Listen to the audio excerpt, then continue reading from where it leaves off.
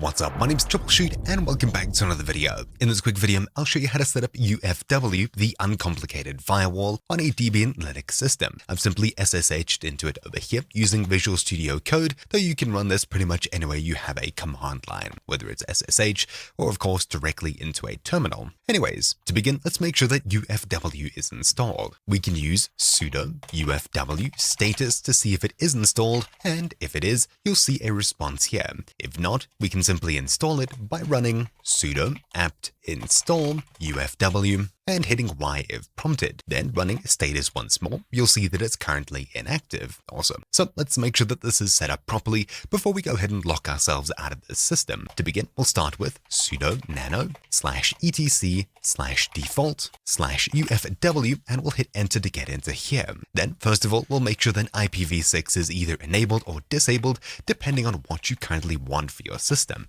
For me, I'll have IPv6 turned on. When you're done, Control X to exit out of that, and we can make sure that it's turned off. So sudo UFW disable, and it's now been disabled on system startup. We can customize it. So let's start setting up our server now. To begin, let's allow all outgoing traffic, but deny all incoming traffic. This is a reasonably good default. So we'll start with sudo UFW disable just to make sure that this is turned off, and let's start customizing it. Sudo UFW default deny incoming to stop all incoming traffic, and sudo UFW default allow outgoing to allow all outgoing traffic. You can of course use sudo UFW default deny outgoing to be more restrictive on your server, though do note that could cause more issues than you'd expect. Only do that if you know what you're doing. So allow outgoing and deny incoming. Now let's make sure that we don't lock ourselves out when we enable the firewall. So we'll sudo UFW allow SSH, and because I'll be using the server as a web server, I'll run sudo UFW allow HTTP and HTTPS. Awesome. Now that we're done with all of these, we'll double check that we have SSH allowed, and we do. It simply says skipping. Let's go ahead and enable our firewall. So sudo UFW enable, and I'll hit yes. Now you may be disconnected and you may need to reconnect it to your SSH server, and provided you did actually allow the SSH server through, you'll be able to reconnect to it. Otherwise, good luck. So let's see exactly what we have on our server.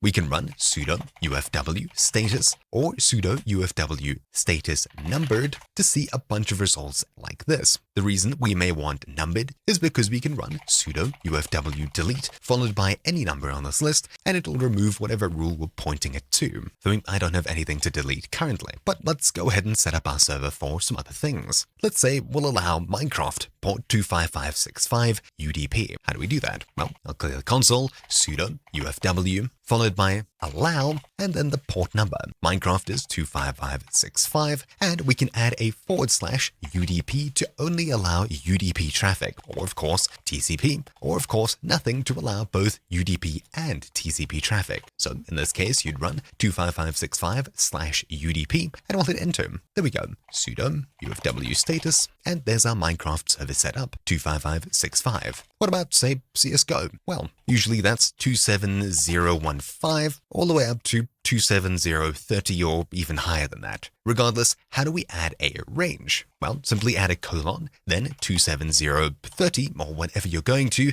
the lower and the upper bounds, and of course, once again, /TCP or /UDP, and hitting enter, you'll see that we need to enter one of the two when you're adding multiple ports. So I'll add, say, UDP. You can, of course, repeat these steps using TCP, but I don't need these, so I'll be skipping them. Sudo UFW status, and there's all of our rules here. Quickly adding numbered, you'll see all of our rules with numbers here. Let's go ahead and remove some of these. So sudo UFW delete, and let's remove, say, Minecraft. Number 4, yes, and now the list has been changed. We'll need to run it once more, and this time we're deleting number 8. There we go. Clearing and checking the list once more. You can see we now have removed our Minecraft server firewall rule. What about our CSGO server, our port range? Well, once again, we can use numbers, or we can be a little bit more specific. We can go sudo UFW delete followed by the rule name. In this case, allow followed by the different port. So in this case, 27015 to 27030, sudo/udp.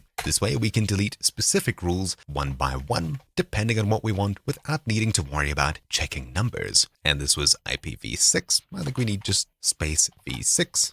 Checking the list, you'll see that running that command removed not only the IPv4, but also the IPv6 rule for that, as that's what we typed in to add it. If for some reason you mess up things, we can run sudo UFW reset, and it'll reset all of the settings for UFW. I won't be running this though. And there we have it. That's pretty much the UFW crash course. You've now installed it and set up a basic firewall on your Debian server or similar. My name is Troubleshoot. Thank you all for watching, and I'll see you all next time. Ciao.